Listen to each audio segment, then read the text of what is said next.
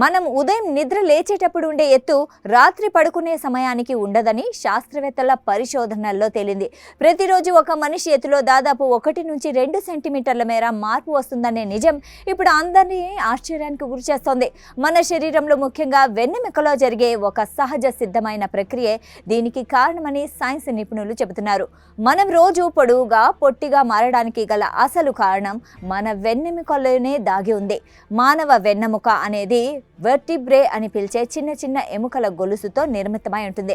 ఈ ఎముకల మధ్యలో ఇంటర్ వెర్టిబ్రల్ డిస్కులు అని పిలిచే మృదువైన కుషన్ వంటి నిర్మాణాలు ఉంటాయి. జెల్ లాంటి ద్రవంతో నిండి ఉండే ఈ డిస్కులు మన వెన్నెముకకు షాక్ అబ్జర్బర్లుగా పనిచేస్తాయి. మనం నడవడానికి, వంగడానికి, వివిధ పనులు చేయడానికి అవసరమైన ఫ్లెక్సిబిలిటీని ఇవే అందిస్తాయి. మనం ఉదయం నిద్ర లేచింది మొదలుకొని రాత్రి పడుకునే వరకు నిలబడడం, నడవడం, పరిగెత్తడం లేదా కుర్చీలో కూర్చోవడం వంటి పనులు చేస్తూ ఉంటాం. ఈ సమయంలో భూమి గురుత్వాకర్షణ నిరంతరం మన శరీరాన్ని కిందకు లాగుతూ ఉంటుంది. దీనివల్ల మన శరీర బరువు అంతా వెన్నెముకపై పడుతుంది.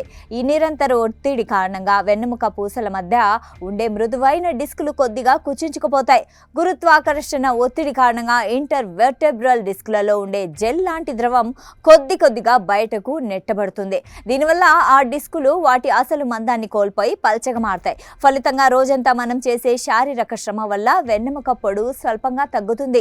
ఇదే మనిషి శరీరపు ఎత్తు తగ్గడానికి దారితీస్తుంది.